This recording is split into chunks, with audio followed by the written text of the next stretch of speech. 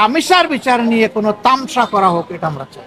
এখন দানাই পানাই করার জন্য আরো কার নাম বলতে পারে, বিচারকে দীর্ঘসূত্রে করার জন্য নাম বলতে পারে, এটি একটা চক্রান্ত। শুধু রামেশার জন্য না, এই দেশের প্রত্যেকটি মেয়ের হয়ে আমি দাঁড়াবো ইনশাআল্লাহ। প্রত্যেকটি মেয়ের বাবা হয়ে, তাদের দাদা হয়ে, নানা হয়ে আমি দাঁড়াবো ইনশাআল্লাহ। এখানে অন্য কোনো আলামতের প্রয়োজন নেই, আলামত একদম স্পষ্ট।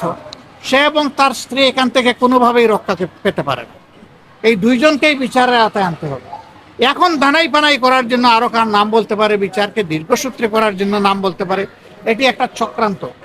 কোনো শয়তান হয়তো এগুলো শিখাইও দিতে পারে। আমরা ওই সমস্ত বিচার নিয়ে, রামেশার বিচার নিয়ে কোনো তামসা করা হোক, এটা আমরা চাই। আজকে তার বিচারের প্রক্রিয়া শুরু হওয়ার কথা হয়তো হয়েছে। বাবা তো যার বুকের ধন হারিয়ে গেছে সেই বুঝবে কোন জিনিস সে হারিয়েছে। এই জন্য সকাল থেকে বুকের ব্যথা নিয়ে এখন নিজেই আবার হাসপাতালে করবে। আমরা তো চেয়েছিলাম বাসায় যেতে, কিন্তু যখন খবর পেলাম যে তিনি হাসপাতালেই ভর্তি, তখন চিন্তা করলাম যে অন্তত তাকে দেখে যাই, সান্ত্বনাটুকু দিয়ে যাই, জানিয়ে যাই যে সারা দেশবাসী, সারা জাতি, বাংলাদেশে এবং বাংলাদেশের বাইরে সবাই আপনাদের জন্য দোয়া করছে।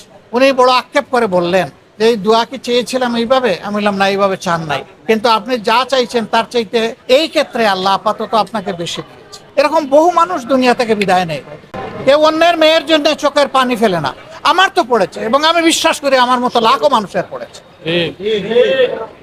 লাখো মায়ের চোখ থেকে পানি ঝরেছে, বাবার চোখ থেকে পানি ঝরেছে, ভাইয়ের চোখ থেকে পানি ঝরেছে। কিন্তু এরকম দুষ্কৃতিকারীরা এগুলা করবে আর আমরা চোখের পানি ফেলবো, এটা আমরা চাই না। আমরা চাই এই সংস্কৃতি একদম বন্ধ হোক।